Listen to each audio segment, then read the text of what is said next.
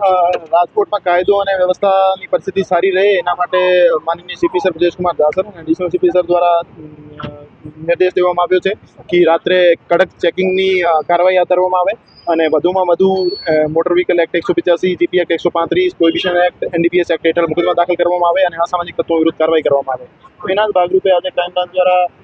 એવી જગ્યાઓ જ્યાં અસામાજિક તત્વો અને લુખાઓ ભેગા થાય છે ત્યાં ચેકિંગ હાથ ધરવામાં આવી છે અને કોઈ પણ અસામાજિક તત્વ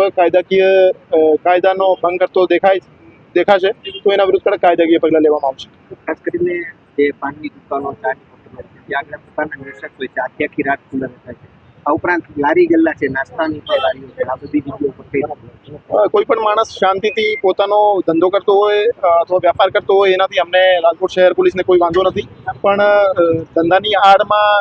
કોઈ પણ જગ્યાએ અસામાજિક તત્વો અને લુખાઓ ભેગા થતા હશે અને આમ જનતાને હેરાન કરતા હશે તો એના વિરુદ્ધ અમે કડક કાયદાકીય પગલાં લઈશું. પ્રજાને કોઈ સંદેશ આપો? બધાને હું આ જ અપીલ કરવા માંગુ છું કે કારણ વગર રાતમાં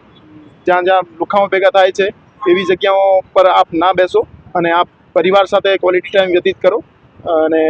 આપને પોલીસ તરફથી પૂરો સહકાર આપવામાં આવશે અને આપ રાત્રે ફરવા નીકળો તો પણ અમને કોઈ ઇસ્યુ નથી, પણ જ્યાં અસામાજિક પ્રવૃત્તિઓ થાય છે અને જ્યાં લુખાઓ ભેગા થાય છે એવી જગ્યાઓ જવા માટે આપ ટાળો. નંબર પ્લેટ વગરના વાહનો હોય, કાળા કાચની 4 વ્હીલ કાર હોય,